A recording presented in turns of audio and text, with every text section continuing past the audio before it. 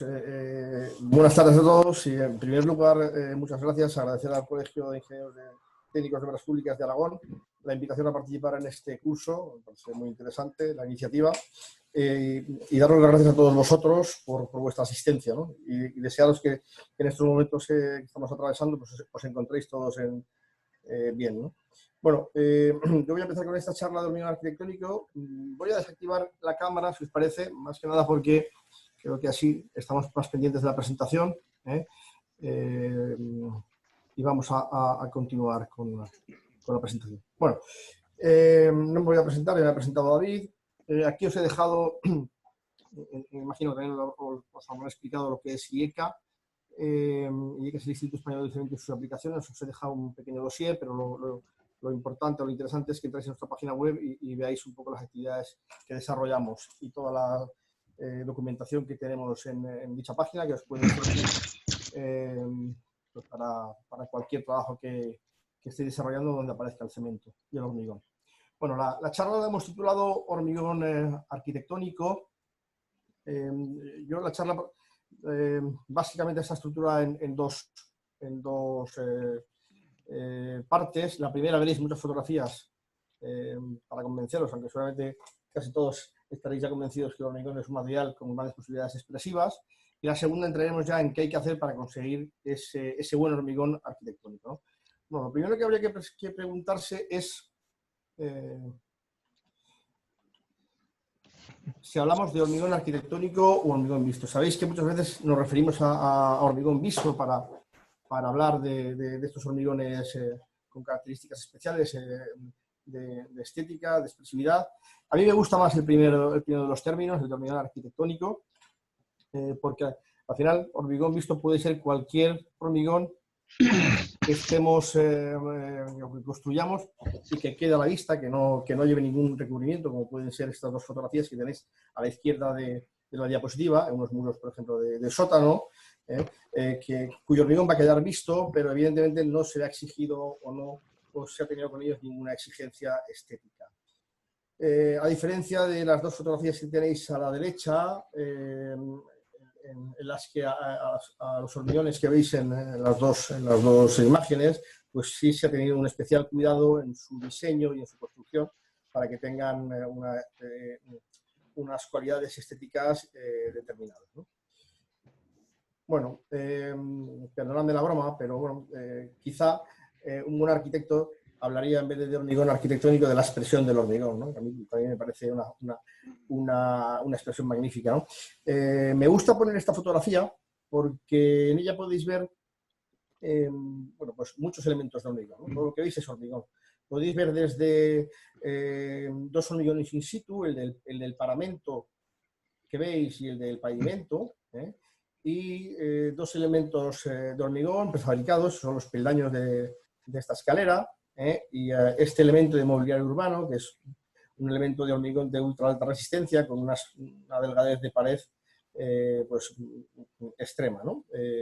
Por tanto, las posibilidades del hormigón, las posibilidades expresivas del hormigón son inmensas, tanto en una ejecución in situ como una ejecución en planta de prefabricado. Prácticamente la ventaja que tiene el hormigón es que al ser un elemento moldeable, pues podemos conseguir cualquier cosa que se os ocurra, incluso pues hacer esculturas como esta, pues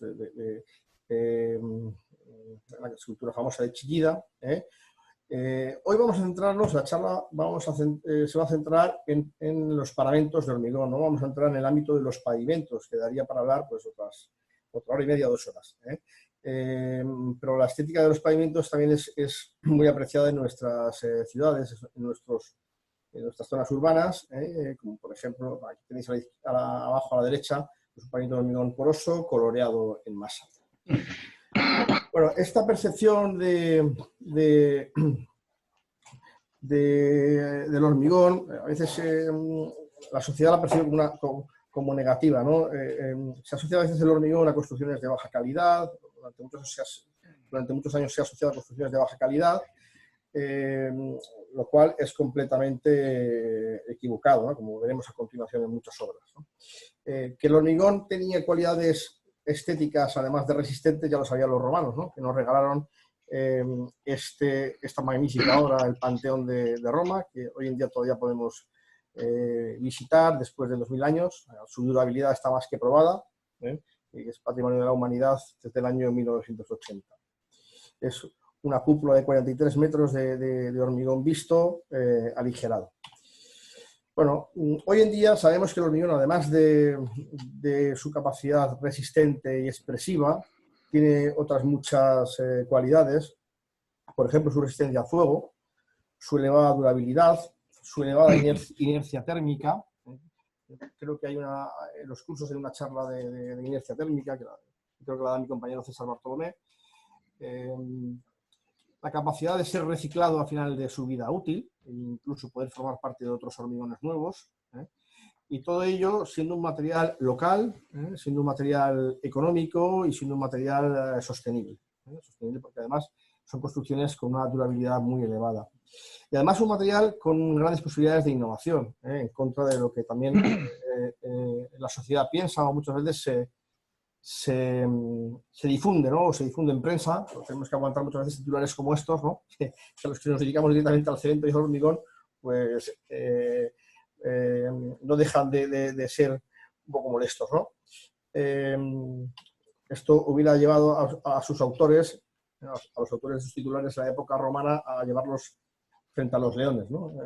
El propio Coliseo, como sabéis, está construido, tanto su cimentación como parte del relleno, como los rellenos de sus muros con el opus camenticium romano, o el hormigón romano. Bueno, es evidente que el desarrollo de nuestras infraestructuras y de nuestros edificios y ciudades, y en definitiva, podemos decir que el desarrollo de la humanidad de los últimos 150 años pues no hubiera sido igual sin la contribución del hormigón, ¿no? Ya os digo, tanto en obras civiles como en edificación. Aquí tenéis el Burj Khalifa, que muchos conocéis, hasta hoy en día el edificio más alto del mundo. Bueno, pues evidentemente para construir este edificio o el puente que habéis visto en la diapositiva anterior, hace falta innovación, hace falta una tecnología elevada. No solo para desarrollar hormigones especiales, como los que se han desarrollado en los últimos 50, 100 años, pues los hormigones autocompactantes, hormigones ligeros, sino para desarrollar también todos los medios auxiliares, pues por ejemplo, que nos permitan en ese edificio, en el Burj Khalifa, donde la estructura de hormigón llega hasta los más de 600 metros, pues evidentemente hay que subir los hormigones a altura. Pues hay que desarrollar una serie de medios auxiliares que nos permitan llevar el hormigón hasta esos niveles, ¿no? Bueno, aquí os pongo esta imagen, ¿no? El hormigón el bombeo es un juego de niños, pero ojo que subir el hormigón a más de 600 metros pues no es tarea fácil, ¿no? Evidentemente el desarrollo de nuevos hormigones no hubiera sido posible sin la ayuda de los aditivos, de la industria química, para conseguir esas consistencias fluidas, líquidas, autocompactantes. Ya os digo que los medios auxiliares también han experimentado un avance notable. Esto es innovación, ¿no? En cuanto a los edificios en altura, me gusta poner esta diapositiva, que no es mía, es del profesor Bernardo Pérez Pérez, catedrático de la Escuela de Arquitectura, ya jubilado, que en una de sus presentaciones hablaba de que Jafar Sulkan, que fue el gran ingeniero diseñador de los rascacielos en Estados Unidos, ya predijo a principios de los años 70 que el hormigón sería el material de los rascacielos del futuro, ¿no? Cuando en los primeros años del siglo XX, pues generalmente se utilizaba la estructura metálica para construir estos edificios en altura, y así ha sido. De hecho, bueno, aquí tenéis una evolución desde el primer rascacielos considerado así, ¿no? de hormigón, el Ingalls Building del año 1904, con sus 16 plantas, 63 metros, pues a la Burj Khalifa que acabáis de ver, con sus más de 800 metros, y bueno, el proyecto que estaba en marcha, la Kingdom Tower, que prevé superar el kilómetro de altura. Y todo ello, evidentemente, con el protagonismo del hormigón. Como os digo, la historia del hormigón en los últimos 150 años es una historia de progreso, de investigación, desde la invención del pretensado, por ejemplo, por Freycinet de los años 20, y la compleja definición y desarrollo de todas las deformaciones diferidas en el hormigón, para conseguir luces todavía mayores que con el hormigón armado. Pues, ya digo, hasta los hormigones que manejamos hoy en día, de ultra alta resistencia, que podemos conseguir esbelteces como las que veis para un mobiliario urbano, para ciertos elementos que hace unos años eran impensables en hormigón. Incluso somos capaces de hacer hormigón translúcido, para que veáis un poco que el hormigón está en continuo desarrollo y es un material innovador. Somos capaces de fabricar hormigones descontaminantes, hormigones fotocatalíticos que incorporan óxido de titanio y que son capaces de reducir la contaminación ambiental, o fabricar hormigones autorreparables que son capaces de cerrar las fisuras, hormigones magnéticos, bueno, pues todo el tema de tematización. Cuando vais a un parque temático y veis estas rocas o veis estas composiciones, pues estos son hormigones tixotrópicos o morteros tixotrópicos. Incluso ahora que está tan de moda el tema de la impresión 3D, pues también existe la impresión 3D en hormigón, ¿no? Aquí tenéis, pues pongo un trocito de un vídeo para que veáis. Esto en concreto, esta imagen es la del castillo que he visto antes, pero ya en España hay impresores de 3D funcionando. De hecho, la Universidad Politécnica de Valencia ya se creó una empresa que ahora está comercializando, bueno, pues, viviendas de hormigón impresas con este tipo de impresoras 3D, ¿no?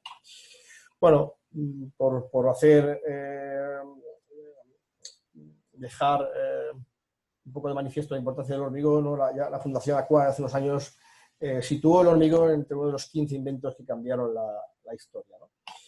En cuanto a la estética, bueno, tenemos numerosos ejemplos de obras que son realmente una maravilla estética, ¿no? Como te decía antes, que a veces la percepción de la sociedad es que el hormigón es un material gris, es un material con el que no se puede conseguir una estética imponente, y es completamente falso, ¿no? Desde los puentes de Robert Maillard hasta la obra de Torroja, la que disfrutamos en España de gran parte de ella, la Zarzuela, por ejemplo. Si no habéis ido, os recomiendo que vayáis. Además, ha sido recientemente rehabilitado. Otras obras de Eduardo Torroja, algunas ya no podemos disfrutar de ellas, desgraciadamente, como el Frutón de Recoletos.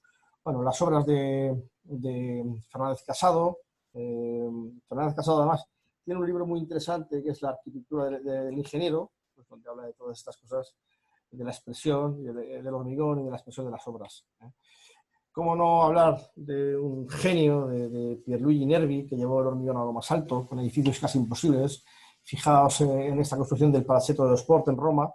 Bueno, los nervios de esa cubierta, que debían ser rellenados con hormigón, y en estos momentos no existía ni hormigones autocompactantes, ni siquiera hormigones aditivos para hacer hormigones fluidos, ¿no?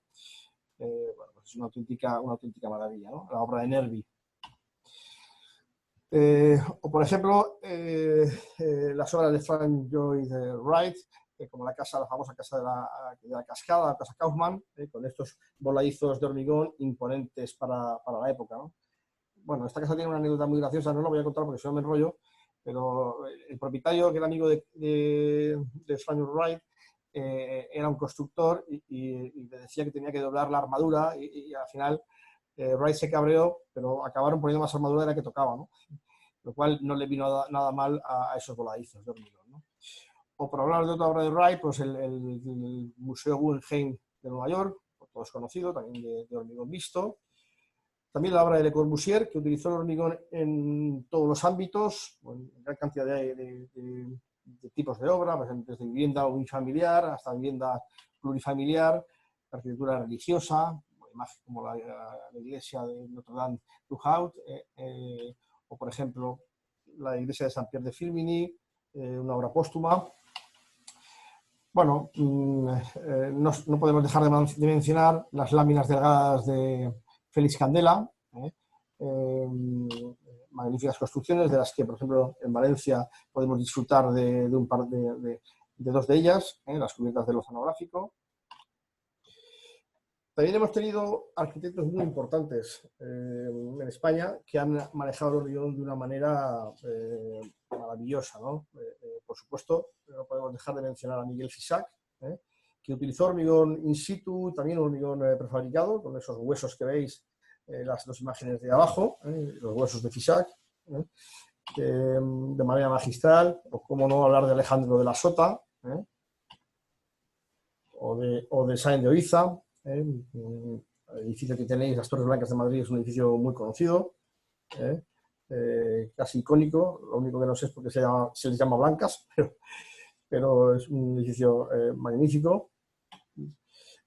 Otros arquitectos que han sido muy importantes, aunque quizá no hayan tenido tanta fama, como Fernando Moreno Barberá, que tiene mucha obra también construida en Valencia, o Fernando García Ordóñez, que con su estudio GeoDB, junto con Juan María de Exeus, pues construyó muchísima obra en hormigón. Una de ellas es mi preferida, que es esta que veis aquí, que es la iglesia de los pescadores en Javea. Es una auténtica maravilla, es una iglesia que se construyó a mediados de los años 60. Pensad que las plantas de hormigón no llegan a España hasta finales de los 60, lo cual estos hormigones que estáis viendo, este hormigón en concreto, por ejemplo, de esta iglesia, se fabricó a mano, o sea, a pie de obra. Bueno, pues fijaos las texturas de este edificio, ¿no? de esta iglesia en concreto, ¿no? Una cosa magnífica. Aquí tenéis dos imágenes del interior de esa iglesia, pues, con García Ordóñez. El cálculo de la iglesia es de Claudio Gómez Preta, ingeniero de caminos, que colaboró con él durante muchos años, y entre los dos además diseñaron el Plan Sur de Valencia. Si os interesa este edificio, hay un artículo escrito en la revista Cemento Hormigón que os podemos enviar. Bueno, además, fijaos, esto suele pasar en España, que a veces no damos importancia a nuestras cosas, pero esta obra en concreto, pues al año y pico de la inauguración, fue publicada nada más y nada menos que en un dominical del New York Times, ¿no? Bueno, por hablar de otra obra emblemática, cómo no, además de hormigón, cómo no mencionar la Sagrada Familia de Gaudí, quien ya planteó parte de su edificio en hormigón, posiblemente porque su gran mecenas, que era Eusebio Güell, fue el fundador de Aslan, de la compañía de cementos Aslan, y una de las primeras fábricas de cemento de España. Sabéis que es un edificio inconcluso, están todavía las obras en marcha de gran parte de ese edificio. Aquí tenéis alguna imagen de hormigonados recientes, y aquí una imagen de sus hormigones desde el interior. ¿Cómo no mostrar la ópera de Sydney, ¿no? La gran obra de John Hudson, esos cascarones de hormigón prefabricado que tanta complejidad dieron en su construcción, ¿no? Bueno, son obras patrimonio de la humanidad, la ópera de Sydney, y esta, pues que todos también reconoceréis, es el Cristo del Corcovado. Es una estructura de hormigón armado de más de 30 metros de altura, y que es una de las 7 maravillas del mundo moderno, ¿no? Bueno, yo creo que después de esta serie de obras que os he mostrado, ya nadie se atrevería a decir que el hormigón es un material inexpresivo, un material carente de expresividad o de riqueza estética, ¿no? Y bueno, simplemente, además, si os fijáis, aparte que el hormigón es un material resistente y estético, es un material de mucha potencia expresiva. Si os fijáis, pasa a mí que por defecto profesional me voy fijando en todos los anuncios, a ver si aparece algo de hormigón. Pues un sector tan tecnológico como el sector del automóvil utiliza en muchos de sus anuncios, en muchos de sus catálogos, estructuras de hormigón. Bueno, pues aquí veis una, aquí veis otra, incluso la publicidad que hace, que es esta frase de aquí, que es, digamos, se está refiriendo al coche, pero perfectamente podría referirse al hormigón. Su presencia atrae la máxima atención. Con su fuerza, actitud y elegancia lo transforma todo. Bueno, pues el hormigón es un material de fuerza y expresivo. Bueno, vamos a entrar ya en la segunda parte de la charla que os decía, ¿no? La primera ha sido más mostraros una serie de fotografías, venderos un poco el hormigón desde el punto de vista formal, estético, Y ahora vamos a entrar en qué debemos hacer para conseguir un buen hormigón arquitectónico. ¿Qué recomendaciones de diseño y ejecución son las adecuadas? Bueno, en primer lugar, es fundamental planificar todo el proceso, pero ya desde el proyecto, cuando vayamos a hacer una obra de hormigón arquitectónico. Incluso hacer participar al mayor número de agentes, es decir, si queremos utilizar un encofrado concreto o un hormigón concreto, pues habrá que buscar qué plantas hay en la zona, pero ya estoy hablando desde el proyecto. Tendremos que elegir esos materiales, como os decía, adecuadamente y su dosificación. Quizá en fase de proyecto no vamos a hablar de dosificaciones, pero sí hablaremos pues, si son hormigones colorados, pues, de pigmentos, de colores, de texturas. Las texturas nos las va a dar el encofrado y la superficie encofrante, los paneles interiores. Tendremos que planificar muy bien la puesta en obra. Ya os digo, estoy hablando ya desde el proyecto, desde el principio. La fabricación, el transporte, el vertido, el hidrado y el curado, y además el control de calidad y el mantenimiento de esa obra. Como os decía, es fundamental la elección de los encofrados. El tipo de encofrado, los hormigones arquitectónicos, vamos a trabajar con hormigones de consistencias elevadas, fluidas, líquidas y autocompactantes, que ejercen una presión muy importante, una presión casi hidrostática, pero con la densidad del hormigón. Por lo tanto, es fundamental una buena elección de los encofrados. El tipo de textura, el tamaño del panel, la estanqueidad, la rigidez, luego lo veremos, ¿no? Hay que definir en proyecto el despiece de la superficie, o sea, no podemos dejar esto al albur de la constructora o que luego cuando se construya se decida, ¿no? Ya hay que definir una obra de hormigón arquitectónico el despiece de esas superficies, de esos paramentos. Hay que diseñar muy bien los detalles, que muchas veces son los que marcan la diferencia, por ejemplo, las aristas, los goterones, evitar flujos de agua, que pueden hacer envejecer la estructura y afectar a la durabilidad de esa estructura, de ese elemento. Y por supuesto, cuidar que ese recubrimiento, pues, que al final es la piel del hormigón, que es lo que vamos a ver, y que debe ser un recubrimiento, un hormigón de calidad, el que forme parte de ese recubrimiento. Bueno, como decía, el tema del despiece ya debe venir en proyecto. Aquí tenéis, por ejemplo, un paramento donde se ha hecho un despiece de los encofrados, de los distintos paneles con sus medidas.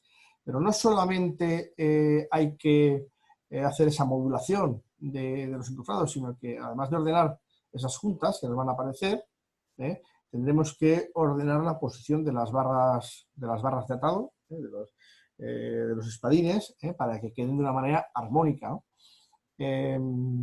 Bueno, generalmente podemos trabajar con encofrados estandarizados, por tanto podemos conocer las dimensiones para hacer ese diseño. Por eso digo que en el proyecto muchas veces es interesante el trabajar con los agentes, pues, con casas de encofrado determinadas, para que nos puedan dar las soluciones adecuadas, ¿no? Bueno, pues aquí tenéis ese despiece que veíais, en concreto es de esta obra. ¿Veis qué bien están distribuidas las juntas, alineadas? Aquí no se aprecia muy bien la foto, pero en esta quizá lo veréis mejor. Evidentemente hay una, digamos, un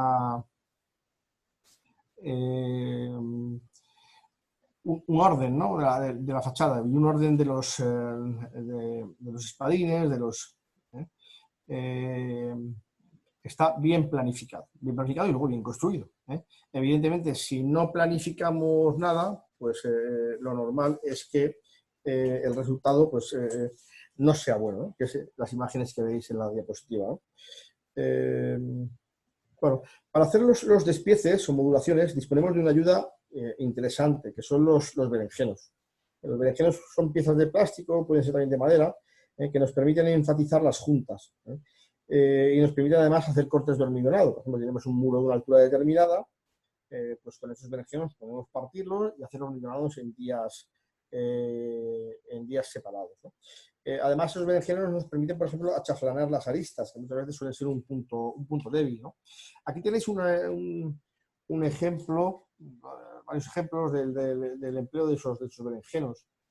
Por ejemplo, las dos obras de arriba, del genio, del gran arquitecto Talao Ando, veis la imagen de la izquierda, la Iglesia de la Luz, y la derecha el del edificio de la UNESCO en París. Fijaos cómo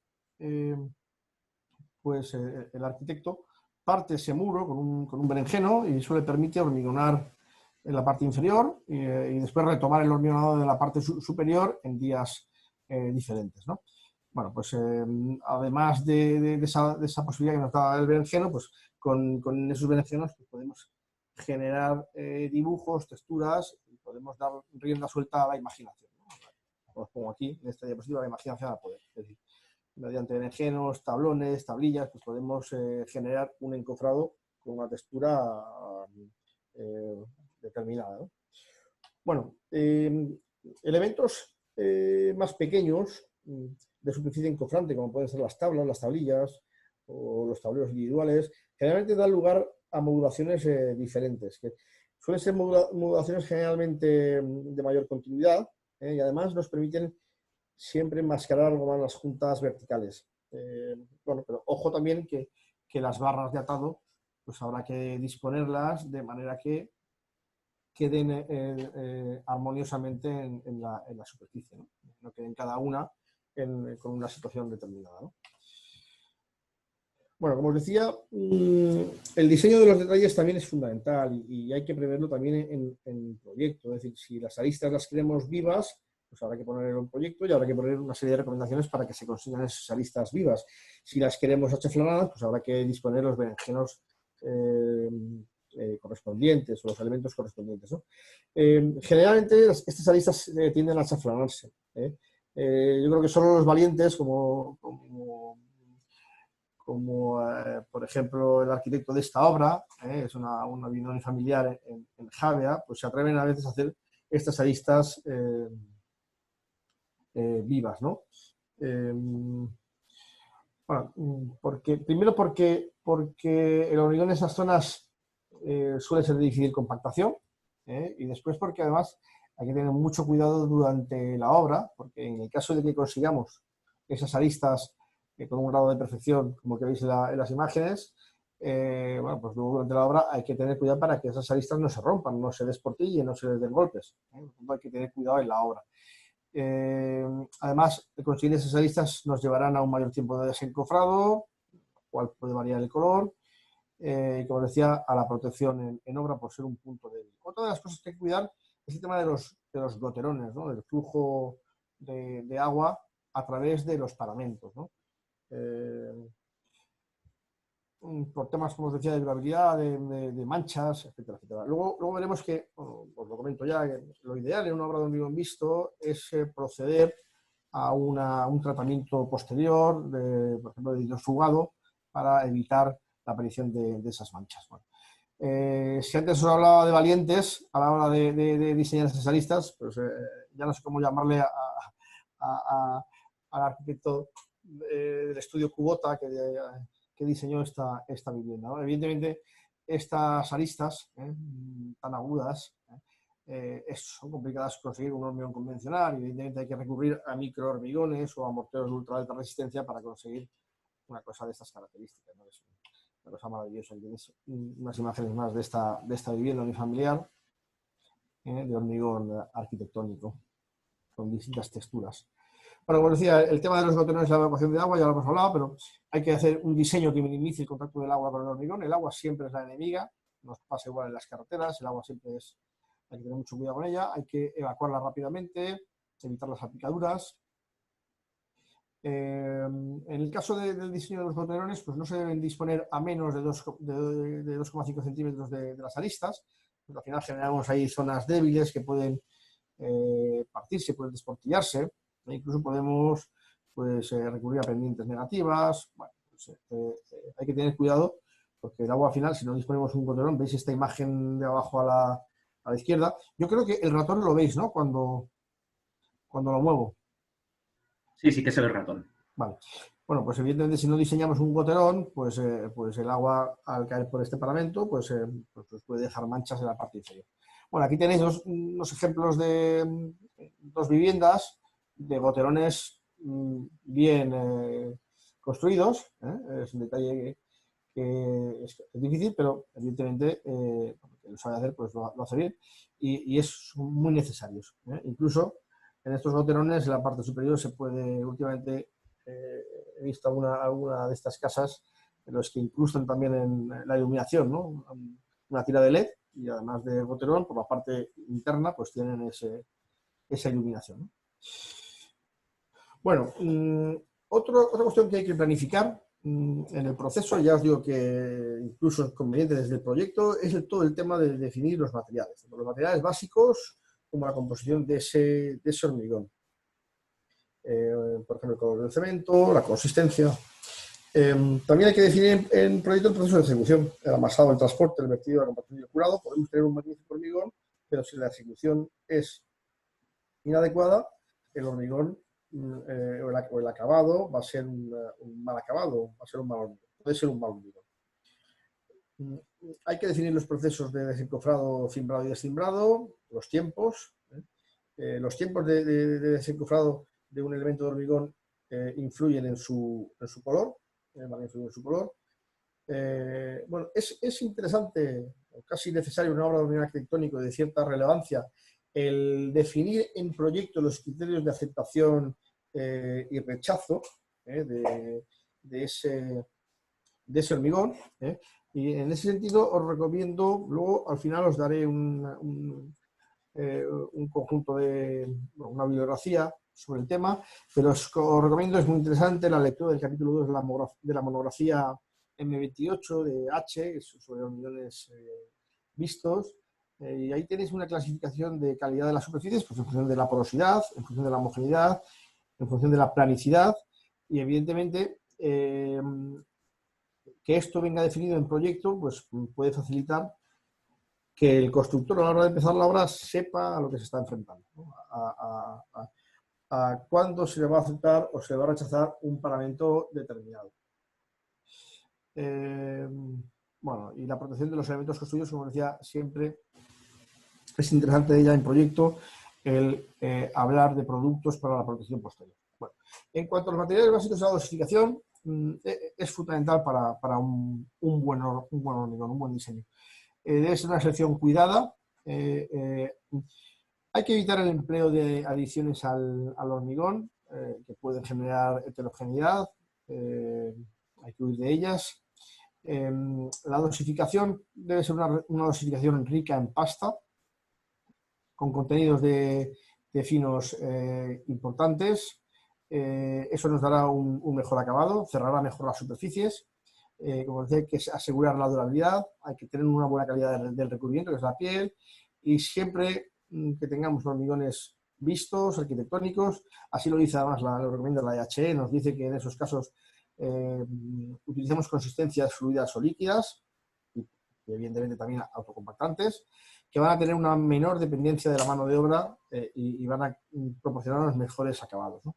Y es fundamental en una obra de hormigón arquitectónico mantener constantes todos los parámetros, todos los materiales, la dosificación, la relación al almacenamiento, porque cualquier variación nos puede provocar destonificaciones de un parámetro, ¿no? Y evidentemente un parámetro que se vea en conjunto, si tenemos heterogeneidad en cualquier parte del proceso, pues evidentemente la destonificación no va a quedar bien.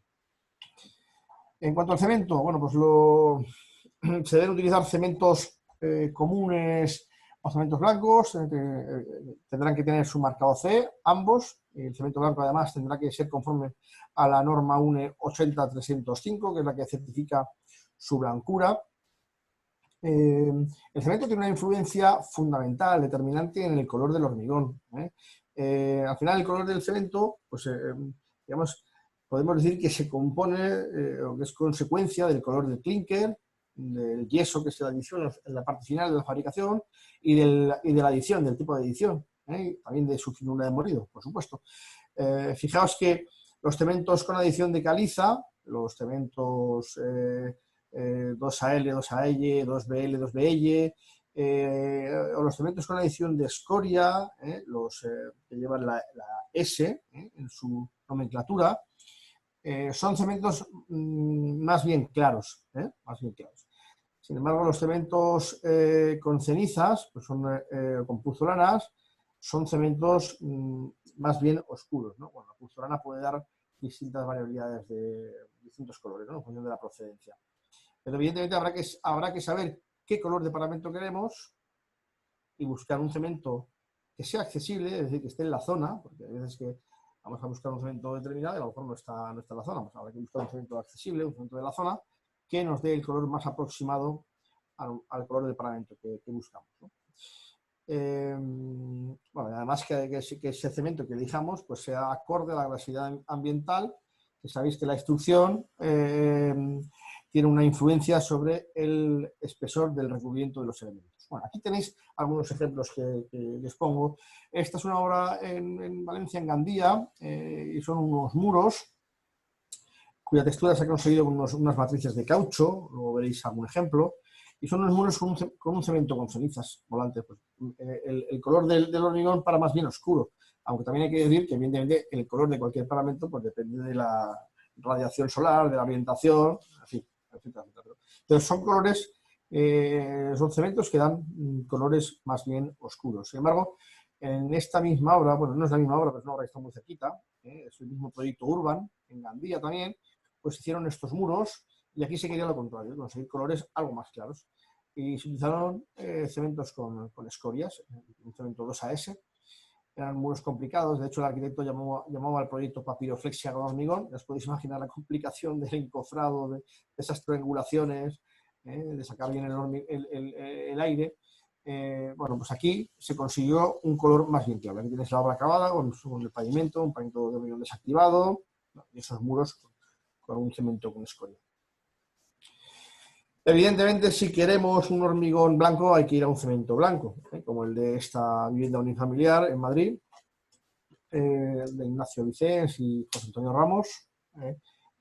Hay que ir a un cemento blanco y cuidar el resto de materias primas para que conseguir la blancura que estemos buscando, o que queramos, ¿no? Bueno, los cementos blancos son cementos, evidentemente es un producto más caro que el cemento gris. Por cuestiones obvias, se necesitan materias primas con bajos contenidos en óxido de hierro, o sea, más seleccionadas.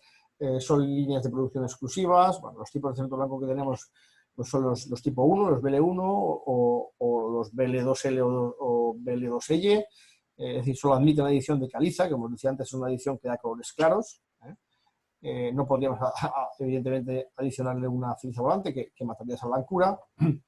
Bueno, la norma debe tener el marcado C del cemento correspondiente. Por ejemplo, si es un PL1, el marcado C del cemento CEM1 correspondiente. Y además deben cumplir la norma 80305, que es el que determina si cumplen o no el índice de blancura, ¿no? Bajo las coordenadas CIELAB, que son coordenadas internacionales, bueno, pues debe cumplir un índice de blancura mayor de 85. Bueno, hay que, como os decía, extremar los cuidados todavía más en el caso de hormigones blancos. De transporte, de almacenamiento, evitar contaminaciones en los camiones. Hay que limpiar todo muy bien para poder transportar, para poder verter, para poder fabricar un hormigón blanco. Bueno, en cuanto a los áridos, bueno, como norma general, como cuestión general, deben cumplir las exigencias de la IHE. Hay que extremar la limpieza de esos áridos, a ser posible de ser áridos lavados para hormigones arquitectónicos, de manera que evitemos las impurezas que, además de afearnos la estética, pues pueden darnos problemas, otro tipo de problemas, como por ejemplo problemas de fraguado, problemas de resistencia, incluso problemas de durabilidad. Las volumetrías deben ser continuas, salvo los hormigones de árido mixto que ahora veremos, y deben ser inalterables. Ya os digo, la homogeneidad es fundamental en todo el suministro. Generalmente, lo ideal es utilizar 4 fracciones granulométricas, una grava, una gravilla, una arena y lavada y una arena correctora. Y en cuanto a la grava, pues el árido de mayor tamaño, pues su tamaño máximo viene especificado en la IHE y dependerá de la pieza, de la distancia de armaduras, etcétera, etcétera. Eso lo podéis consultar en la instrucción. Como os decía, los hormigones vistos es muy importante que tengan un contenido muy alto de finos, o sea, o más bien, más bien de finos de pasta, para que sean hormigones dóciles, con consistencias elevadas y que nos den buenos acabados con buena calidad del recubrimiento. Estamos hablando de que el contenido de cemento más el contenido de finos pasando por el también 0,125 debería estar en el entorno de los 450 a 500 kilos por metro cúbico de hormigón. Es una cantidad importante. Bueno, y que sepáis que la fracción fina, igual que os he dicho antes, que el cemento tiene una influencia decisiva sobre el color de los paramentos, por su finura, evidentemente también lo tiene la fracción fina del ario. Es decir, todo ario que pase por el tamiz 0,63 milímetros, pues va a influir decisivamente en ese color. Por eso, si queremos hacer un hormigón blanco, pero utilizamos arenas que no tengan cierto grado de blancura o no tengan el grado de blancura suficiente, pues al final pues nos va a salir un hormigón blanco hueso, ¿no? Por así decirlo. Ahora veréis una foto de una obra que se hizo así porque se quería que fuera así, que fuera un blanco no tan refulgente. Bueno, por tanto, habrá que especificar el color de las arenas ya en proyecto, como os digo, sobre todo si es hormigón blanco. Aquí veis esta obra, es una obra magnífica en la que pudimos participar desde IECA, participamos en el pavimento desactivado, no en la estructura, pero es un hormigón blanco que se pretendía que esa blancura no fuera una blancura como la que habéis visto antes en la vivienda unifamiliar, ¿no? Y por tanto, pues hay que manejar pues ariosinos, arenas, pues no hace falta que sean con esa blancura como la de la obra anterior, ¿no? Bueno, en cuanto al árido grueso, no tiene tanta influencia en el color, porque al final el árido grueso queda en la parte interna, pero sí que tenemos que tener cuidado si utilizamos áridos oscuros en hormigones blancos o al revés, áridos claros en hormigones grises, con el efecto que llamamos transparencia de los áridos, ¿no? Bueno, y además, como os decía, pues limitar cualquier impureza que nos pueda pues provocar manchas en las superficies. Bueno, antes os hablaba de los hormigones de árido visto. Evidentemente, en este caso es lo contrario. Estos hormigones de árido visto son muy utilizados en paneles prefabricados, como los que veis en la imagen de la derecha, en naves iniciadas, por ejemplo, y también son muy utilizados en pavimentos. En este caso, el árido grueso sí que se ve. Ocupa gran parte de la superficie, pues podríamos estar hablando de entre un 80 y un 90% de la superficie, por tanto su color sí que es determinante, porque aquí vamos a retirar el mortero y vamos a dejar al descubierto ese árido grueso. En este caso no utilizamos granulometrías continuas, sino que utilizamos granulometrías discontinuas en estos hormigones de árido visto. Y bueno, pues aquí podemos tener infinidad de acabados, ¿no? Incluso podemos combinarlos con un pigmento, como en esta imagen que os estoy señalando con el cursor. Y bueno, pues ese tamaño de árido pues será mayor o menor en función del aspecto más o menos rústico que queramos conseguir. Bueno, aquí tenéis el pavimento que os decía, de árido visto, también llamado hormigón desactivado. Aquí una fotografía de detalle de ese pavimento. Bueno, los aditivos deben también estar en posesión del marcado CE, según la norma correspondiente.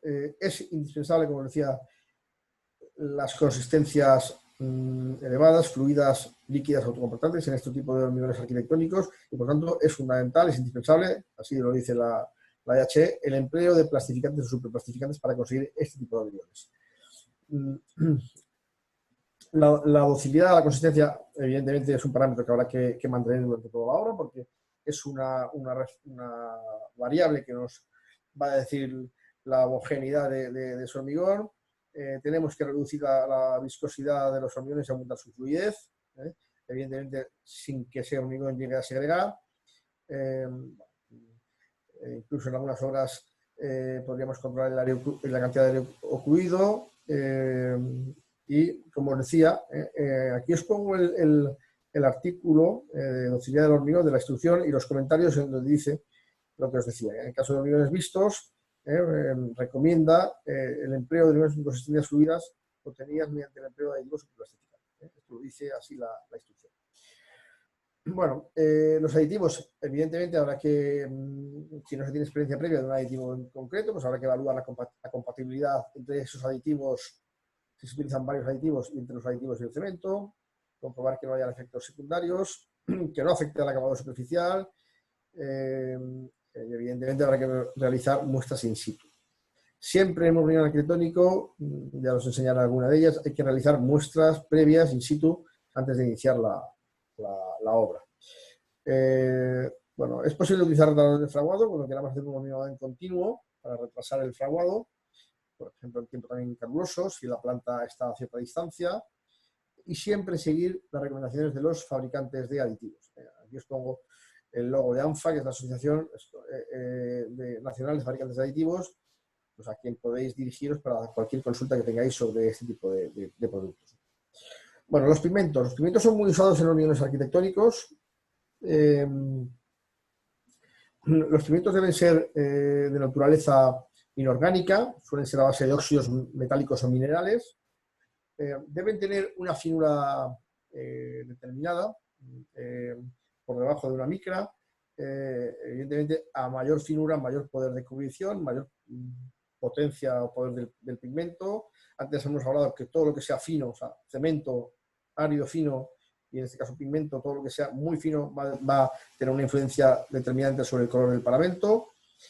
Los porcentajes óptimos que solemos utilizar de pigmento están entre el 2 y el 5% sobre el peso de cemento. Pensad que si estamos utilizando un hormigón con 300 kilos por hacer un número gordo, 300 kilos de cemento por metro cúbico de hormigón, pues un 2% estaríamos hablando de 6 kilos de pigmento por metro cúbico, de 6 a 15 kilos. También depende, es decir, del color del cemento. Es decir, si tenemos un cemento más claro, pues el pigmento hará más efecto, y si tenemos un cemento más oscuro. De hecho, cuando queremos tonalidades o colores claros, o bien recurrimos al cemento blanco, o bien podemos recurrir a un cemento gris, pero de la gama clara. Bueno, aquí os he puesto una tablita en donde os pongo los distintos colores, pues a base de qué productos se consiguen. El color blanco, evidentemente, lo conseguiríamos con el cemento blanco, pero también podemos utilizar dióxido de titanio. Los colores negro, rojo y amarillo pues son óxidos de hierro generalmente, el verde es óxido de cromo, el azul aluminato de cobalto, y los naranjas y marrones son pues mezclas de los anteriores, generalmente óxidos de hierro y de cromo. Bueno, esos pigmentos deben ser inertes con los demás componentes, es decir, no reaccionar con los demás componentes del hormigón para no alterar el fraguado, el endurecimiento. Deben ser resistentes al medio alcalino, que es donde se van a encontrar. El hormigón es un medio alcalino. Deben ser estables ante la acción de la luz y la intemperie para que no se produzcan decoloraciones con el paso del tiempo.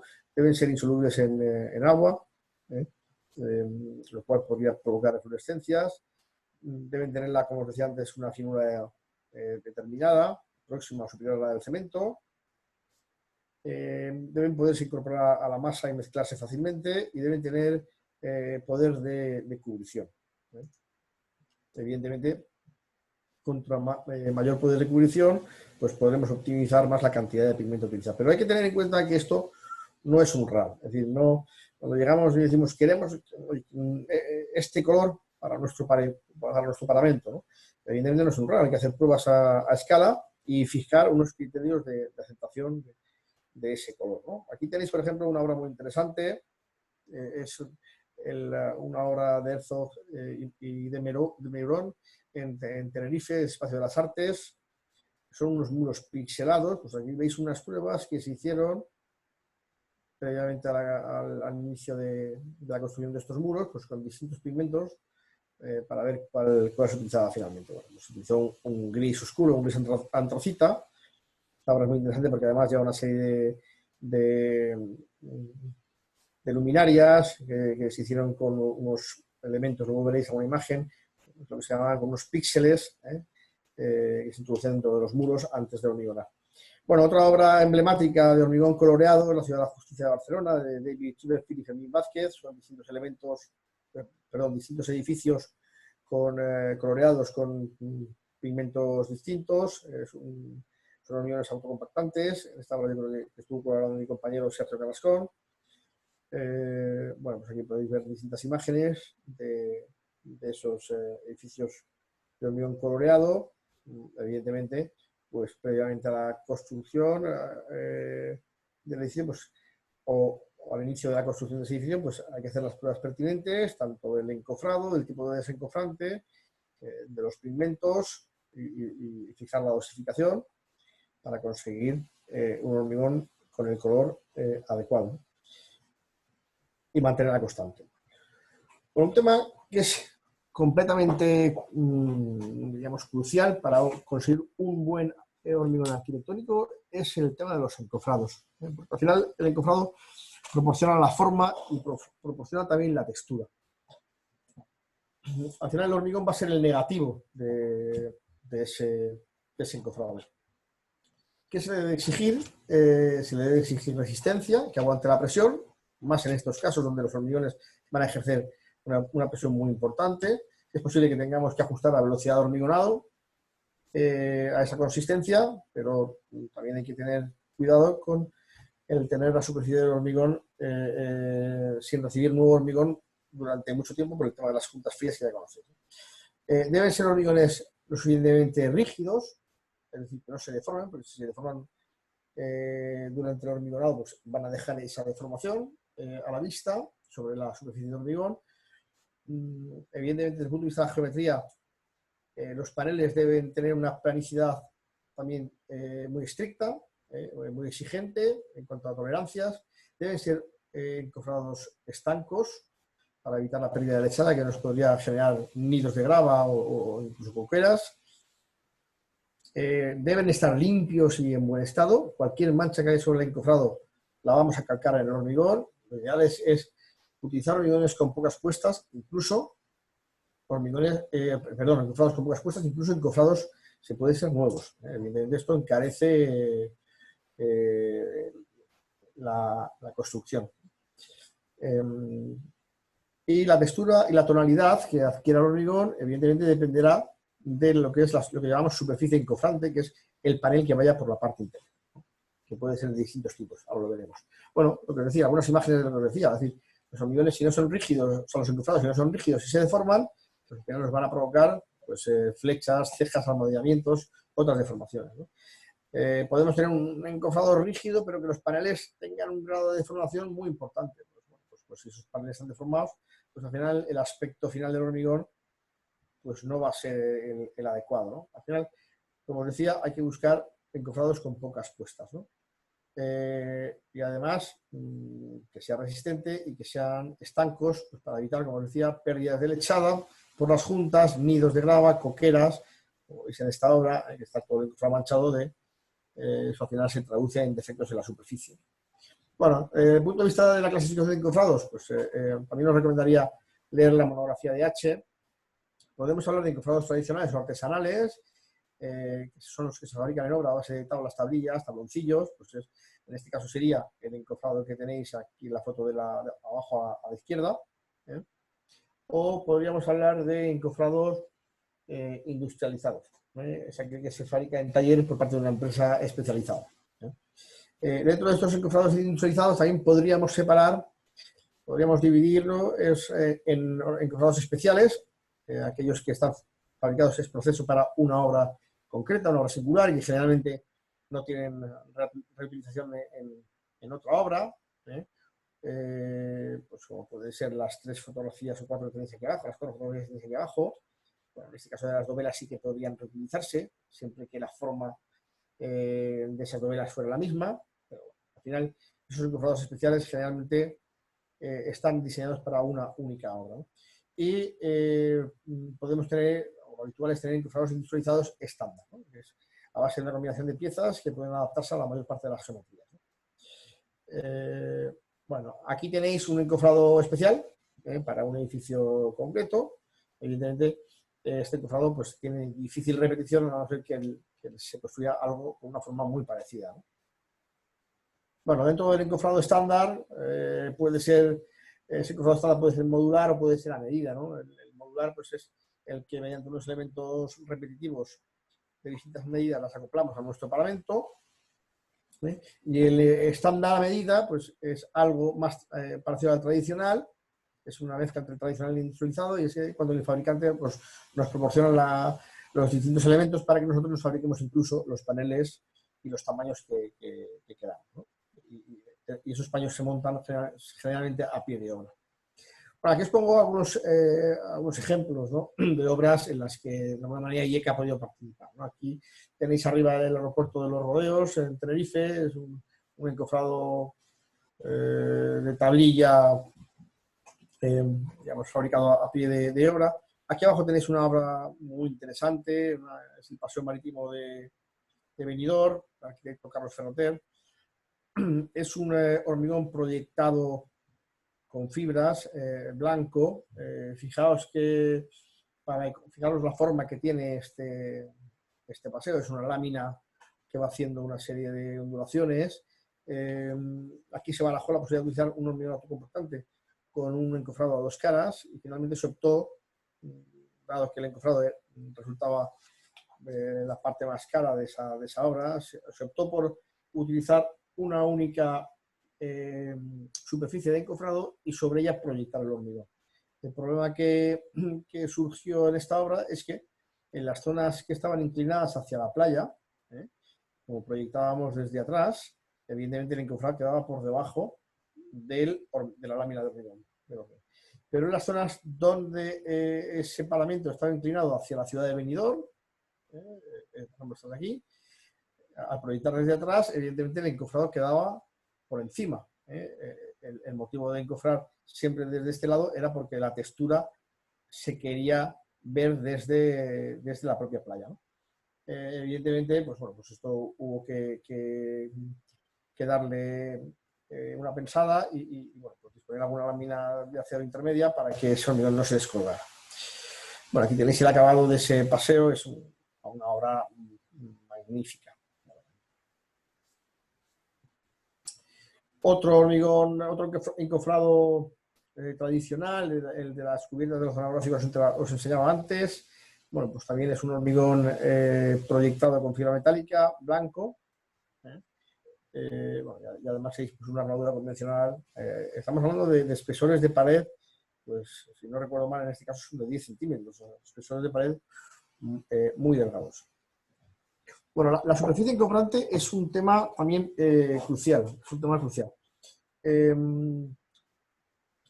Los paneles que vamos a clavar por la parte interior de las chapas, del encofrado, de los bastidores, tienen una influencia notable sobre la textura. Entre otras cosas, sobre la capacidad de absorción. Es decir, a encofrados más absorbentes, evidentemente la superficie, la relación agua-cemento va a bajar de una manera importante, porque ese encofrado va, de alguna manera, va a chupar ese agua, y al tener una relación agua-cemento más baja, nos vamos a encontrar con tonos más oscuros, pero por contra con un menor número de poros. Sin embargo, cuanto menos absorbente sea ese encofrado, la relación agua-cemento va a ser mayor y las tonalidades van a ser más claras. Pero con más riesgo de irregularidades y burbujas que no podrán ser absorbidas. Burbujas de aire y burbujas de agua. Bueno, en muchas ocasiones, si no queremos colores oscuros pues, y son encofrados absorbentes, pues se recomienda humedecer los tableros, las tablillas, para evitar esa absorción excesiva. Bueno, es recomendable utilizar maderas siempre de la misma procedencia en un mismo paramento para mantener la uniformidad, y también tenemos la opción de utilizar láminas de permeabilidad controlada, que ahora veremos lo que son. Bueno, aquí tenéis, esto se ha sacado de la monografía que os comentaba de H, es muy interesante, una clasificación de los distintos materiales, distintos paneles, de los contrachapados fenólicos, con distinto recubrimiento de resina melamínica, hasta los tableros tricapa, bueno, y las matrices de plástico, como la que os he enseñado en la fotografía de la obra esta de Gandía. Bueno, tenéis la capacidad de absorción de cada uno de esas superficies encofrantes, y los usos recomendados para cada uno de esos materiales. Bueno, digamos, el encofrado que sería el menos absorbente serían los encofrados metálicos, los encofrados de acero, que dan superficies muy claras, pero podemos tener problemas de aparición de pequeñas burbujas. Bueno, otra cuestión importante en cuanto a la superficie encofrante es, muy bien, como os he dicho antes, disponer las juntas. Tenemos juntas entre los paneles, juntas entre los tableros. Esas juntas entre los tableros pueden ser a testa, pueden ser machembrados. A veces incluso conviene el sellar con cintas o masillas para que no pierdan hormigón por esas uniones. Otro tema importante es la fijación del encofrado a los paneles traseros, que puede ser con clavos, con grapas, con tornillos, pero todo lo que pongamos se va a quedar luego en el hormigón marcado. Fijaos aquí el tornillo y este es el hormigón que ha sido encofrado con este panel. Todo se nos va a marcar. También podemos masillar pues esos tornillos o esas grapas para que se vean lo menos posible. El tipo de madera pues es fundamental. Es decir, no lo habitual es, cuando recurrimos a tablillas, es utilizar el pino, pero bueno, también podemos recurrir a otro tipo de madera, la abedul, el ciprés, que dan texturas distintas. Otra cuestión importante es el cepillado de la madera. Es decir, hay veces que lo que queremos es que cuando utilizamos esas tablillas se reduzcan el marcado de las vetas y de los nudos. Por tanto, lo que haremos es un cepillado de esa madera. Si por el contra queremos ver los nudos y las vetas de la madera, pues no realizaremos ese cepillado. El tema de los separadores hay que pensar bien en su posición, ya que todo, digamos, lo vamos a reflejar en el hormigón. Veis aquí varios ejemplos. Aquí tenéis en la parte de arriba un material, unos tableros machembrados. Fijaos que la madera se ha cepillado y se ven muy poco los nudos de la madera. No tiene recubrimiento esos talones, por tanto es absorbente. Al ser absorbente tenemos un color algo más oscuro. Y veis que aquí la unión, la fijación se ha realizado con una serie de grapas, y fijaos cómo esas grapas incluso pues se pueden marcar, se van a marcar en la superficie, en el paramento, o incluso si es un forjado, pues en la cara inferior de la losa, ¿no? En el caso de abajo, pues tenemos unos tableros machembrados. Aquí en este caso la madera también se ha cepillado, por tanto los nudos tampoco se ven, esa textura de madera no se ve tan nítidamente. Aquí sí que se ha recurrido a un recubrimiento para hacer menos absorbente la superficie, y por tanto conseguimos un color algo más claro. Bueno, y aquí se ha utilizado pues, los clavos para unir esos tablones, esas tablillas. Fijaos que incluso los clavos pues también se acaban marcando la superficie. Bueno, lo que os decía en el tema de las pruebas. Las pruebas hay que hacerlas siempre que hagamos una obra de hormigón visto, arquitectónico. Tenéis que buscar ciertos elementos en los que podamos utilizar para llevar a cabo esas pruebas, y al final pues ver qué es exactamente lo que queremos, ¿no? Y además pruebas que sean a escala, ¿no? En viviendas unifamiliares se pueden aprovechar los sótanos, elementos no vistos, y ahí ya podemos fijar los criterios de aceptación o rechazo de una manera más clara, si es que no vienen en proyecto, y si vienen en proyecto, pues digamos que ajustar esos criterios. Bueno, digamos, por curiosidad, esta imagen que veis aquí arriba a la derecha es una obra que me llamó mucho la atención, porque es un muro de sótano hormigonado en días distintos. En este caso es unos paneles fenólicos y el hormigón es un hormigón gris, y en este caso es un hormigón blanco con un encofrado de tablilla. Era increíble porque estaba tan bien hecho que podías pasar la mano y no había rebaba, no había mancha, no había contaminación. Pues esto es un trabajo muy, muy bien hecho, ¿no? Bueno, aquí veis distintas pruebas también realizadas en el sótano de una vivienda con distintos tipos de madera. Aquí veis un encofrado fenólico, ¿vale? Pero aquí, por ejemplo, veis un encofrado de una tablilla de pino y abajo una tablilla de ciprés. Pues, evidentemente, para decidir lo que se quiere, pues hay que recurrir a esas pruebas. A veces el cliente las necesita para... Bueno, esta obra, esta es la que os enseñaba antes del detalle este de los muros gris y blanco, ¿no? Uno a continuación del otro. Bueno, pues aquí, como habían varias texturas, pues evidentemente hay que hacer varias pruebas. Aquí, si os había que llevar una foto después con esto, ¿no? Veis el detalle este que os decía. Bueno, estas viviendas, evidentemente, hay que tener un buen diseñador, pero después hay que conseguir un buen constructor especialista en hormigón visto, ¿no? Para conseguir que una obra como esta, que os muestro, pues sea capaz incluso de ganar un premio a nivel internacional, como, en este caso lo digo porque participa en el curso. Esta obra en concreto es de la obra del estudio Singular Estudio, ganó el primer premio de vivienda residencial en los premios de CEMEX a nivel mundial en el año 2017. Bueno, como os decía, los encofrados de acero pues dan colores claros, son utilizados en obra civil. El tema de las láminas de permeabilidad controlada lo que permiten es evitar que la superficie del encofrado se queden atrapadas burbujas de aire o de agua. El aire sale por la parte superior, el agua sale por la parte inferior. Por tanto, lo que conseguimos es bajar mucho, como decía, la relación agua-cemento y tenemos tonalidades oscuras, pero tener un recubrimiento con una durabilidad muy importante, un recubrimiento muy cerrado. El problema de estas láminas es que si no se colocan bien, pues puede ser un poco problemático, ¿no? Aquí tenéis en esta imagen de la izquierda, pues un hormigón producto del empleo de esas láminas de permeabilidad controlada, y a la derecha, pues un hormigón con las típicas burbujas, pues en el caso de utilizar esa lámina. Al final creamos casi como una capa de rodadura en un pavimento.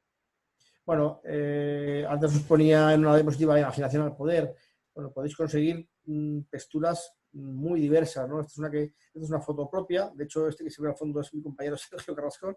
Esto es una jornada que hicimos en el Colegio de Caminos de Barcelona y, bueno, pues el forjado, la pequeña bóveda esta que se ve aquí, era una bóveda de hormigón. Yo pensaba que era de cañas y es que el encofrado que se utilizó en su día era un encofrado de cañizo y, bueno, pues lo que estáis viendo es hormigón que ha calcado esa textura del cañizo, ¿no?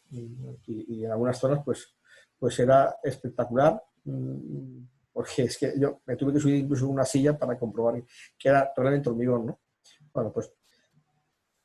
Bueno, tenéis otras opciones que son los recubrimientos de caucho o plástico que se fabrican son fabricados por distintas casas, con los cuales podéis conseguir pues verdaderas virguerías, ¿no?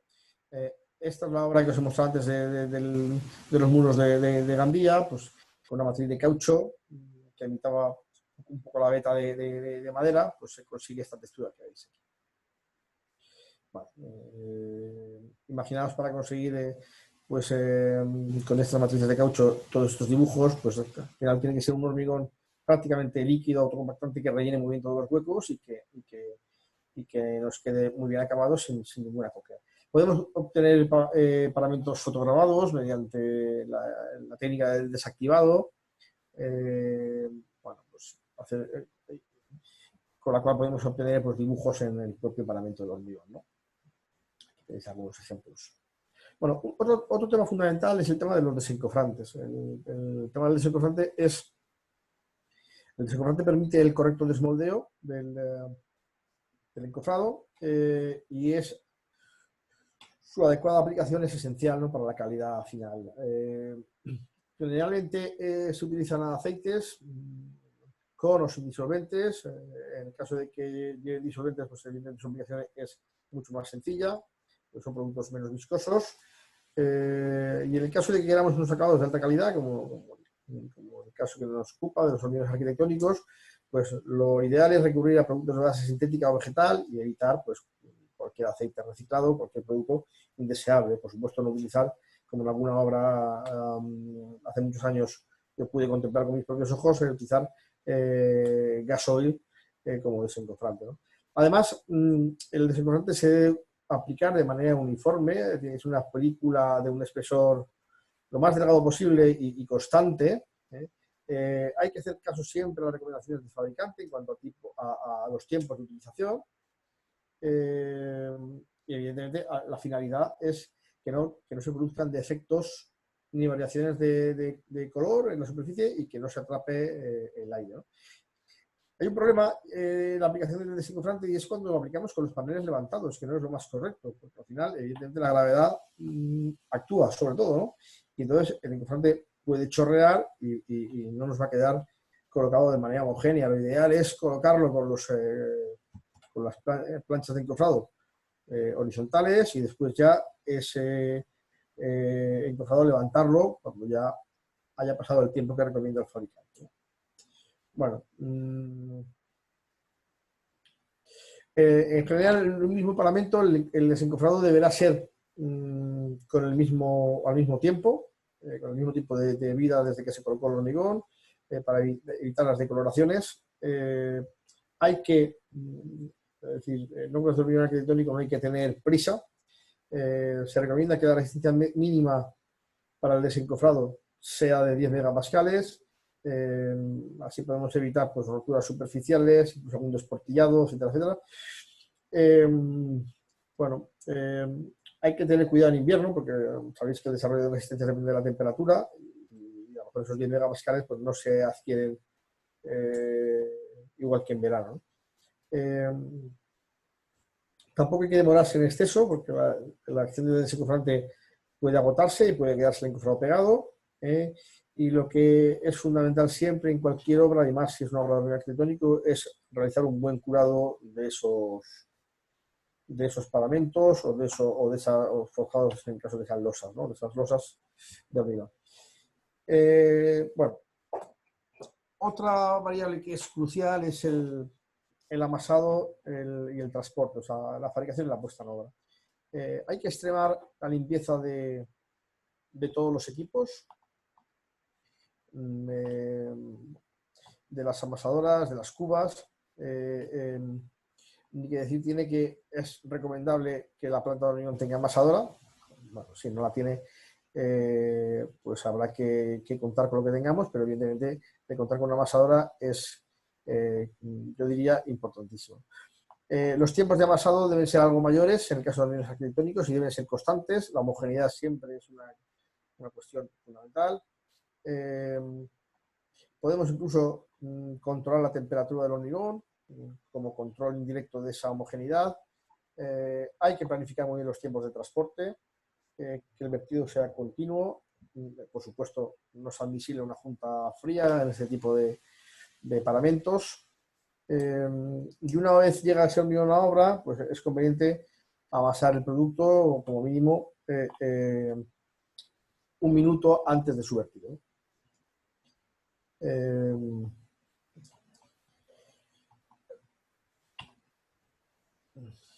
Bueno, en cuanto al vertido, también es necesario diseñar un plan de vertido. Es decir, no podemos hacer un vertido como el que veis aquí a la derecha, es decir, el hormigón caiga desde la parte superior del encofrado, vaya golpeando las paredes, vaya manchando la armadura, vayan quedando salpicaduras en las partes superiores, porque además cuando el hormigón acaba llegando a esas zonas donde hayan salpicaduras que ya hayan endurecido, pues evidentemente eso van a ser defectos superficiales. Por tanto, hay que recurrir siempre a trompas de elefante, si estamos bombeando la propia tubería del bombeo, a tubos TREMI, de manera que ese elemento, ese tubo, llegue a la parte inferior del elemento, del pilar, del muro, de lo que estamos hormigonando, y se haga un hormigonado desde la parte inferior hacia la parte superior. Incluso si se puede meter la trompa dentro de la masa del hormigón, mucho mejor.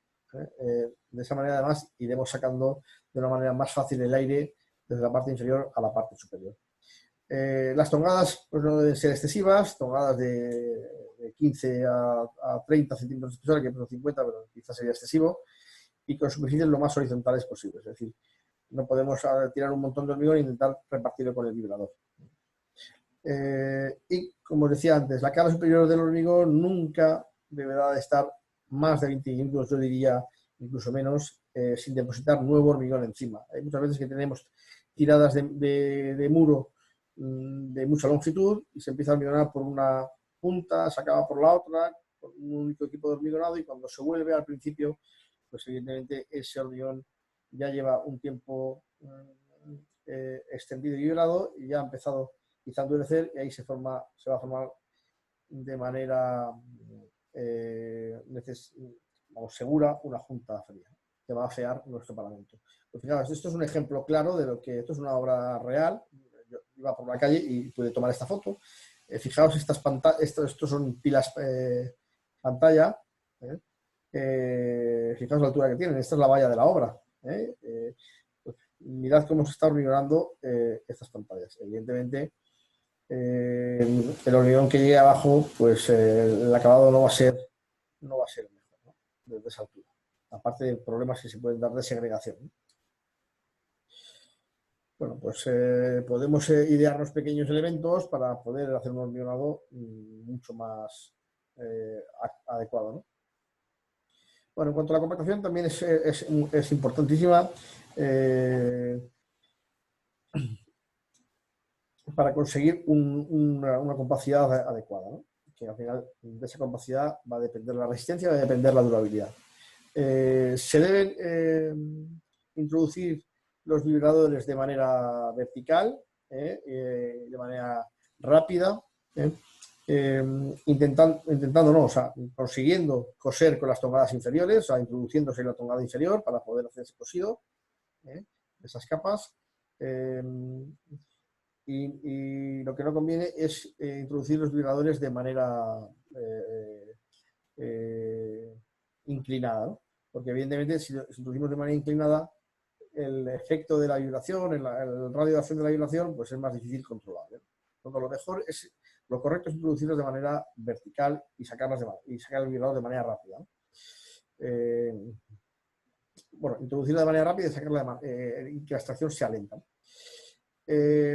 No conviene vibrar a menos de 10 centímetros de los encofrados, ni tampoco vibrar las armaduras, por riesgo de acumulaciones de golpes que puedan incluso mover ese encofrado y deformarnos la superficie de hormigón. Bueno, y esa distancia entre esos pinchazos del vibrador pues deberá estar en torno a 40 a 50 centímetros.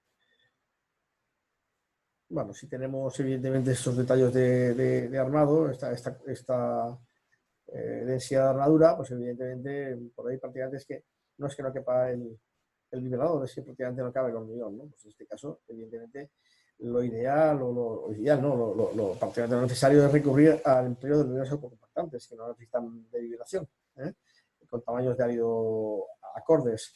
Además, nos van a permitir una mayor facilidad de puesta a nueva y rapidez, eliminación del vibrado, calidad final, no dependemos de la cualificación de la mano de obra. Son hormigones con contenidos de pasta elevados, por lo tanto nos dan mejores acabados y además mejoran en general la ergonomía y las condiciones de trabajo. ¿Qué es la ergonomía y las condiciones de trabajo? Pues esto de aquí, esto que veis aquí en esta imagen tan gráfica. Es decir, pues a la izquierda tenéis el vertido de un hormigón de consistencia blanda desde la parte superior de un muro, con el peligro, aunque sea un muro de altura, con el peligro que esto conlleva de caída, en este caso el hormigonado de un muro, con un hormigonado compactante, con una tubería conectada a la parte inferior del encofrado que va rellenando ese encofrado desde abajo hasta arriba. Bueno, como decía, la consistencia fundamental, utilizar consistencias adecuadas, no consistencias blandas, que son las que vienen por defecto en todos los proyectos en España, ¿no? La tendencia en Europa es al empleo de consistencias fluidas, líquidas y autocompactantes. Si un trabajo se realiza con facilidad, pues evidentemente es más probable que se haga bien. Si utilizamos consistencias blandas que llegan ahora casi secas, pues al final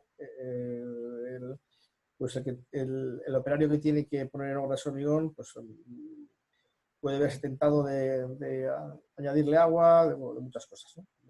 Por tanto, es mejor trabajar con esas consistencias fluidas, líquidas, autocompactantes. Esta es la obra que os enseñaba antes. Fijaos si además de esa densidad de armadura tan importante tenemos estos elementos aquí, estos píxeles que llamaban dentro del encofrado, pues fijaos la dificultad de introducir por ahí un hormigón que vaya rellenando todos los huecos. Bueno, pues esto se hizo con un hormigón autocompactante, rellenando a base de unas canaletas, unas ventanas que se abrían en el encofrado, y bueno, pues este es el resultado final. Y este es el resultado, pues una vez ya el edificio acabado. Otras texturas en el hormigón se pueden conseguir mediante lo que llamamos tratamientos superficiales a posteriori sobre el hormigón endurecido, ¿no? Estas texturas pueden ser texturas de supresión del mortero, ¿vale? Que se pueden conseguir con chorros abrasivos. También se podría conseguir un denudado, como habéis visto antes, que nos mostraría el árido. Eso no sería a posteriori, eso sería aplicando un retardo de fraguado durante la construcción. Podemos recurrir a tratamientos mecánicos, como amolados, abujarados o pulidos. Hay que tener cuidado con los recubrimientos, porque al final con esos tratamientos nos vamos a comer parte de ese recubrimiento y por tanto podemos llegar hay que dar una sobreprofundidad, un sobreespesor al recubrimiento. Podemos recurrir a la técnica de la fractura de nervaduras, una técnica estéticamente muy interesante. Y bueno, pues como decía, estampados, veladuras, envejecimiento y hidrosugado. Hay otros tratamientos que se pueden aplicar a posteriori. Aquí tenéis una imagen de una obra de fractura de nervaduras.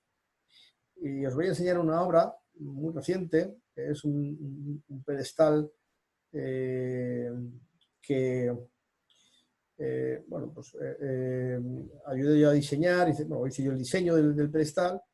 Lo diseñamos con la textura de fractura de nervaduras, porque en las fotografías que enseñé la propiedad les gustaba.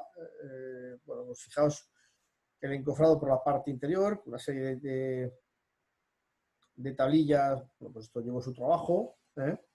Y además, como eran tan poquito volumen, porque aquí hubo que hacer tres fases de hormigonado, y era muy poquito volumen, pues se fabricó con hormigón sacado, en este caso hormigón sacado de Cemex, in situ, una hormigonera móvil. Y bueno, pues aquí veis el proceso de desencofrado. Voy a poner el sonido porque se oyen los listones y me gusta bastante.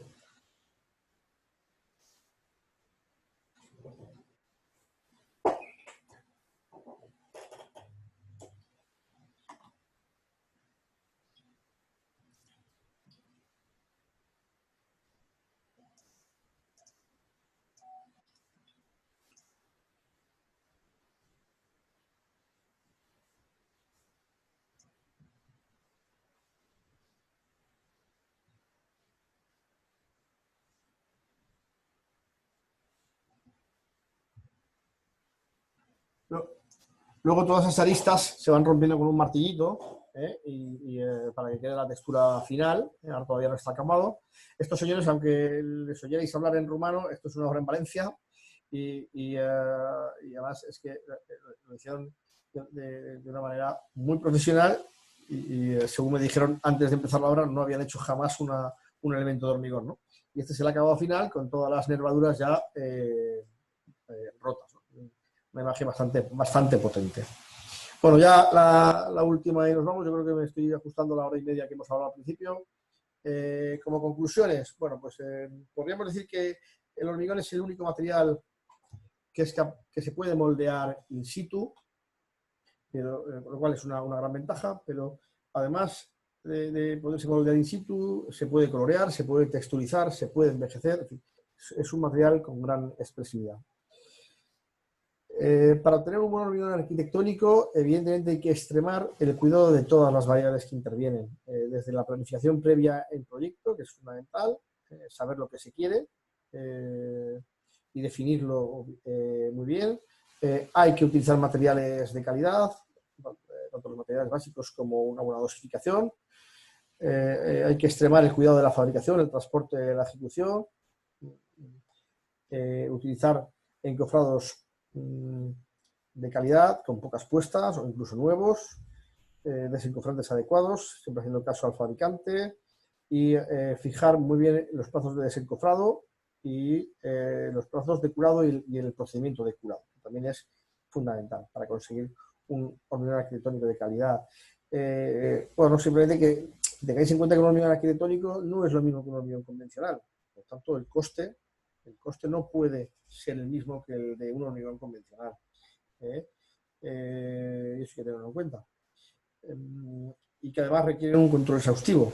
No sé si tan exhaustivo como este, me vais a perdonar la broma, esto es una obra también real, una fotografía que tomé yo en una obra, pero sí que un control muy importante a pie de obra, constante, ¿no? Y bueno, para terminar con una reflexión, y la reflexión no es mía, es una reflexión también del profesor Pere Pérez, quizás si le preguntaran a esta gárgola qué es lo que está pensando, pues nos respondería que está triste porque las catedrales actuales ya no son de piedra, sino que las catedrales actuales son de hormigón. El hormigón es el material de las nuevas catedrales, como esta que veis aquí, que es la iglesia del Jubileo, perdón, de Richard Meyer, en Roma. Son unas cáscaras de hormigón fabricado además con cemento fotocatalítico, descontaminante. O, por ejemplo, la iglesia o la catedral de Nuestra Señora de los Ángeles, además del arquitecto español, de Rafael Moreno. Es un hormigón coloreado en masa, pero además, como cosa peculiar, tiene que la exigencia que se impuso antes de su construcción es que la obra cumpliera una vida útil mínima de 500 años. O sea, que fue una catedral que prosperara en el tiempo, como las catedrales que nos han llegado hasta nuestros días. Bueno, pues esto es lo que os quería contar. Daros las gracias.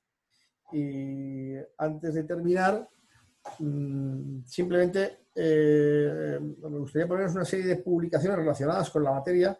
Yo a David le he pasado un par de ellas para que os las distribuya, pero aquí tenéis pues otras publicaciones que son muy recomendables. La monografía de H que os he mencionado varias veces durante la presentación, una monografía del CEDES, algo más antigua. Además, en ella participó un antiguo compañero de IECA, Joaquín Romero. Aquí tenéis una publicación de Andece, de fachadas, de hormigón arquitectónico. Arriba, a la derecha, tenéis el monográfico que se hizo, no sé si fue el año pasado o el anterior, del hormigón y la estética urbana, donde hay varios artículos muy interesantes, entre ellos está el de la iglesia de Javia, que os he comentado. Bueno, pues el manual de color y textura en pavimentos y paramentos de hormigón de IECA, las fichas técnicas. Bueno, pues tenéis documentación, yo creo que muy interesante para hacer un buen hormigón arquitectónico, que es lo que pretende bueno, que esta charla os quede, ¿no? Pues muchas gracias, Rafael. Parece que no hay ninguna pregunta en el chat. Incluso las que me iban surgiendo a mí las has ido respondiendo porque ha sido extremadamente completa. De decir que había tocado yo el tema en algún otro curso del pasado y la verdad es que no sé cómo lo has hecho, pero has conseguido cubrir todo pues en este escaso tiempo que tenemos. No obstante, si surgiera cualquier pregunta a posteriori, o si podéis poner en contacto con nosotros, o bien a través del correo de IECA, o bien a través entiendo que de David no habría ningún problema, ¿no? Exacto, el que quiera, pues sí, simplemente se ponga en contacto y los pondremos. Yo, pues sí, igual la única pregunta que me surge, porque bueno, dado que te tendremos también en el curso de firmes, que nos darás la parte de pavimentos en marzo, me parece, si no recuerdo mal. Entonces no voy a meterme mucho en pavimentos, pero sí que te iba pues, a que intentases hacer una reflexión sobre sobre qué crees que deberíamos intentar, tú que has visto un montón de obras y de base, has visto pues desde lo bueno hasta lo malo, ¿qué crees que deberíamos intentar mejorar pues, los ingenieros de obras públicas de a pie, de los que estamos en pequeñas obras, pues para conseguir, intentando no pasarnos de presupuesto, el mejorarlo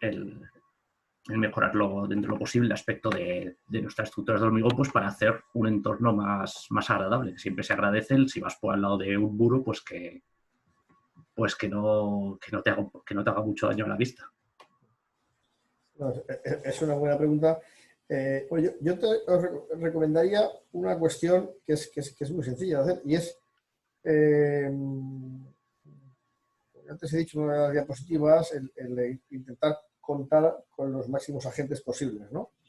Y en ese sentido, yo creo que es muy interesante pues, el consultar a las asociaciones, a los institutos, que además, bueno, la consulta, por ejemplo, en el caso de IECA, si son consultas que no comportan hacer un proyecto, por ejemplo, son consultas gratuitas. Es decir, y previamente al inicio del proyecto, o durante la redacción del proyecto, o previamente al inicio de la obra, pues el contactar con los distintos agentes, pues el especialista de la casa de encofrados, es decir, el señor que te venda el desencofrante que sabe de lo suyo, y bueno, pues las asociaciones como ANEFOP,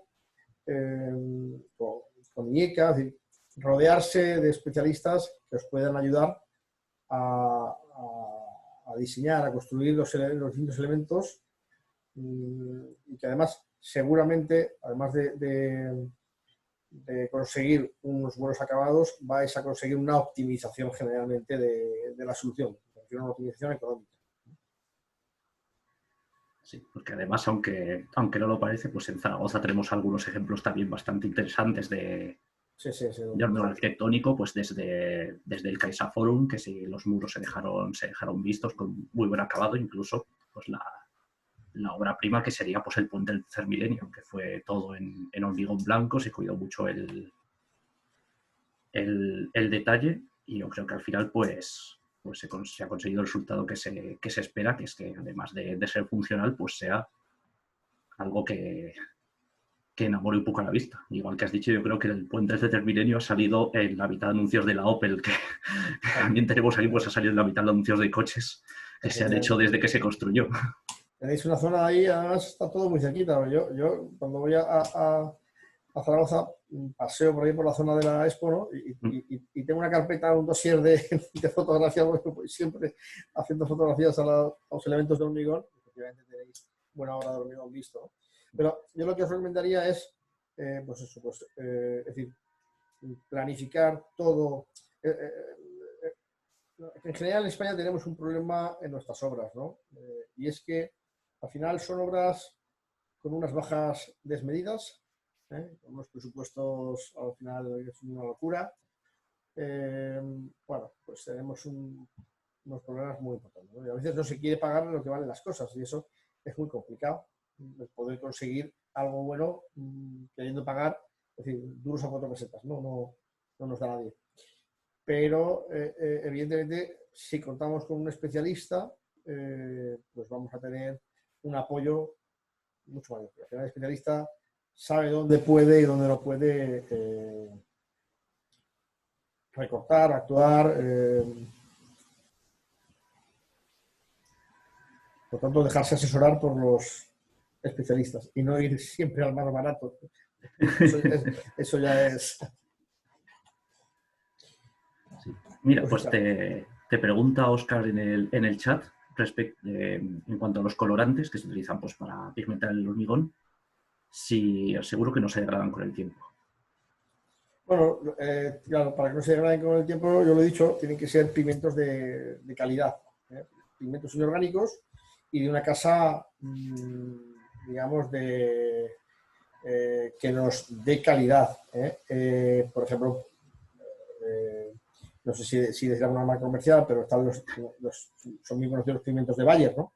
Que dan un resultado magnífico, y que hay varias casas que los comercializan en España. Si luego por privado quiere mandarme la consulta, yo le puedo mandar a algunos fabricantes de pigmento que fabrican pigmentos de calidad.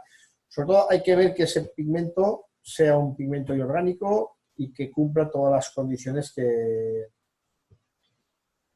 venían en la diapositiva, ¿no? Y que nos certifiquen. Es muy importante, muchas veces una recomendación interesante, cuando se va por ejemplo, a utilizar un pigmento,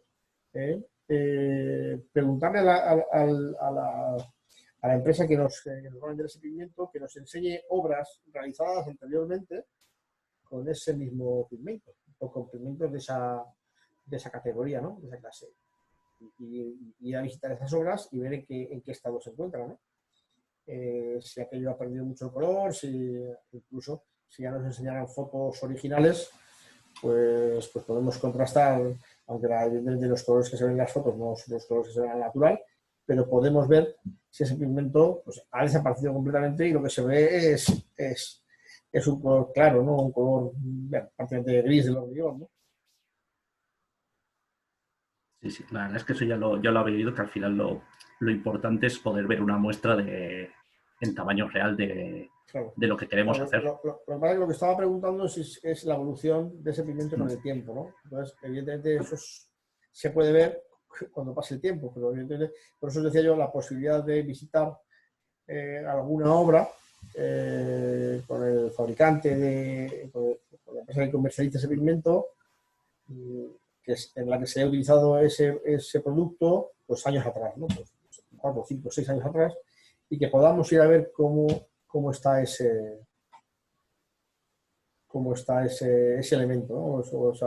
Ese paramento de hormigón. A veces estos pigmentos se utilizan mucho en temas de prefabricación. Entonces, bueno, pues también podemos asesorarnos con prefabricadores y la propia casa, la propia empresa que comercializa estos pigmentos, pues nos tiene que dar, nos tiene que facilitar el poder ver algún elemento cómo ha envejecido, ¿no? con el paso de los años. Sí, porque, claro, además yo me imagino que será también el ver no la reacción del pigmento en sí, sino la de la superficie. Depende de lo que haya estado expuesta, ¿no? Imagino que habrá también que definir un buen mantenimiento de cara a que las propiedades visuales se conserven. Sí, o sea, evidentemente la superficie, si está expuesta a agresividad ambiental, si está expuesta a una zona húmeda y hay agua continuamente en la superficie, pues evidentemente la degradación es mayor. Pero el pigmento que al final tú lo colocas, lo introduces en la propia masa del hormigón, ese pigmento, ese color debe permanecer. Es evidente que si la superficie se desgasta, algo vas a perder. Otra opción es ir a coloraciones algo más subidas en origen, para que si ese pigmento pierde algo de color, pues sigue habiendo un hormigón coloreado. Pero, y bueno, sobre todo las pruebas son fundamentales. Las pruebas y la calidad, la marca del... A ver, esto ocurre mucho, por ejemplo, con los pigmentos que se utilizan, con las capas de rodadura que se utilizan en los hormigones coloreados, que además ahí tienen un desgaste casi que mayor que el de las fachadas, ¿no? Y a veces, pues, bueno, vas a una obra y ves sacos en blanco, ¿no? Sacos que no sabes ni la procedencia, ni sabes el fabricante, y bueno, y ahí introducen pues, un pigmento que no sabes de dónde viene. En teoría, esos productos que deben formar las capas de rodadura deben llevar más cosas que pigmentos, o deben llevar cemento, deben llevar áridos, o sea, una silicia para darle resistencia al desgaste. Evidentemente, si te encuentras un saco que no sabes la procedencia, que no tiene ningún tipo de marcado, que no tiene ningún tipo de características, pues eso ya te hace sospechar, ¿no? Es decir, lo ideal es ir a productos predosificados y productos de calidad. En el caso de los pigmentos, ya os digo, por ejemplo, los pigmentos Bayer son pigmentos de calidad. Ya hay otras casas en España que comercializan otros pigmentos que también son pigmentos de calidad. Al final, en este mundo de la construcción todos nos conocemos y por lo general, a poco que preguntes a un compañero, a un conocido o a alguien que haya hecho una obra de hormigón visto, pues podrás incluso a las asociaciones, a la gente que os puede ayudar, pues te puede decir, oye, mira, pues este producto es regular, este producto es bueno y este producto es magnífico. Entonces ya, en función del coste, pues elige entre el bueno y el magnífico. Pero no, si te vas directamente a un producto que no es de calidad, pues evidentemente vas a tener seguramente un mal resultado. Pues creo que ya vamos a dejar a la gente que se marche. Muchas gracias de nuevo, Rafael. Esperamos poder volver a disfrutar de tu charla de pavimentos, bueno, de las 2 charlas de pavimentos que nos darás en marzo. Y a los asistentes os recuerdo que con el curso de hormigones volvemos dentro de 2 semanas, que es donde, con la sesión de César Bartolomé sobre inercia térmica en edificios de hormigón, lo que nos había enseñado Rafael en alguna foto, todos estos edificios que tienen fachadas de hormigón. Y es algo que vamos, no podría ser más importante con la inversión que se está realizando ahora mismo por parte de Europa y el Estado en eficiencia energética. Es decir, hay que aprender a evaluar cómo se comportan nuestros edificios de hormigón. Y la semana que viene comenzaremos con Sergio Carrascón con el curso de filmes. Así que esperamos veros a todos dentro de 2 semanas y a los que también estéis en el de filmes, nos vemos el jueves que viene. Y gracias de nuevo a Rafael y al Instituto del Cemento por colaborar con nosotros en este curso. Muchas gracias a todos por vuestra asistencia y muchas gracias, David, y al colegio. Bien. Un saludo. Hasta luego a todos.